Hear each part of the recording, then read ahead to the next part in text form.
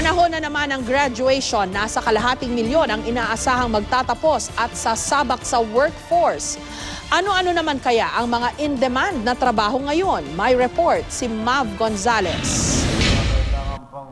Ngayong taon, nasa kalahating milyon ang magtatapos sa kolehiyo at sasabak sa workforce. Pero ayon sa Department of Labor and Employment, meron lang mahigit 100,000 job vacancy sa Pilipinas.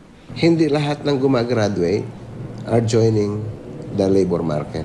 The question is, doon sa mga sasama sa labor market for the first time, what are their chances na makakita ng trabaho? Kung ganyan kadami yung vacancies available in the local market, malaki.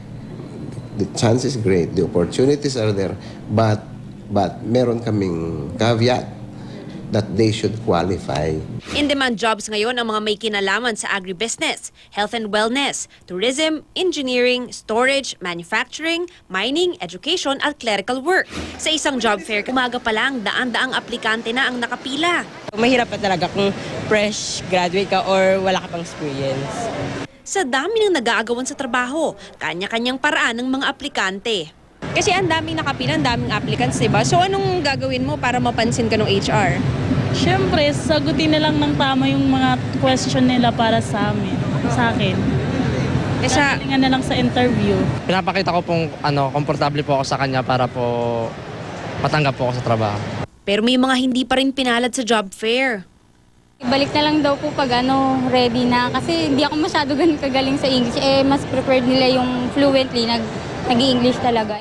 Ayon sa mga HR representative na nakausap namin, attitude at confidence ang una nilang tinitingnan sa job applicant. Confidence and kailangan gawin nila yung makakaya nila kahit na fresh grad sila.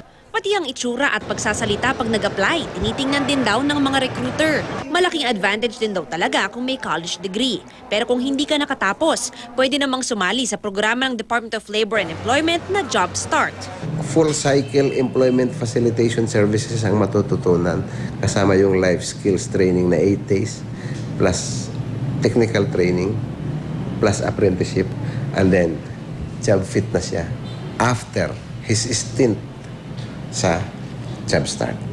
Pwede sumali sa 9-month program ang mga high school graduate, 15 to 24 years old na hindi nag-aaral o nagtatrabaho. Bukas na ang registration para sa Job Start. Pumunta lamang sa kanilang mga tanggapan. Mav Gonzalez, GMA News.